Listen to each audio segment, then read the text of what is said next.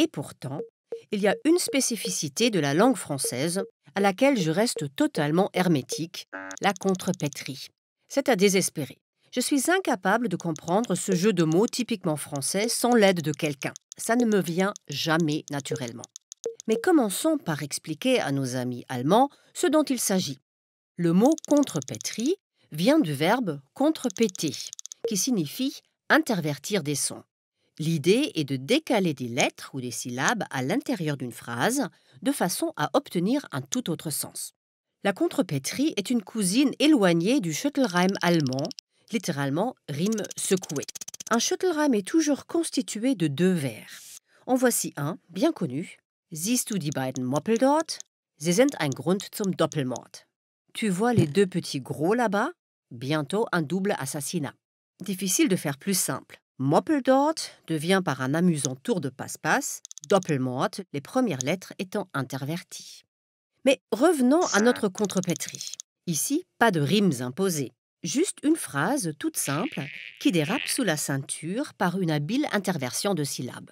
Mais contrairement au Schüttelreim, la solution n'est pas dans l'énoncé. Chacun est invité à se creuser la tête pour découvrir la grivoiserie cachée. Comment citer des exemples de contrepétrie sans risquer de choquer les âmes sensibles ou nos plus jeunes téléspectateurs? Allez, prenons celle-ci. On la doit à l'inventeur du genre, François Rabelais, qui dans Pantagruel prête à Panurge cette célèbre contrepétrie. Femme folle à la messe. Femme folle à la messe. Une oreille habituée aux contrepétries entendra aussitôt femme folle à la messe, femme molle à la fesse. Ça, c'était, si j'ose dire, à la portée de tout le monde. Voici un exemple plus compliqué. Quel beau métier professeur. Une phrase anodine de prime abord, mais si l'on permute les sons mette et fesse, on obtient quel beau fessier prometteur. Eh oui, quel beau fessier prometteur. Glisser des contenus tabous dans des phrases insignifiantes tout en sauvant les apparences de la respectabilité, c'est tout l'art de la contrepétrie. Elle fait ainsi office de langage codé, mêlant élégance, trait d'esprit et pornographie.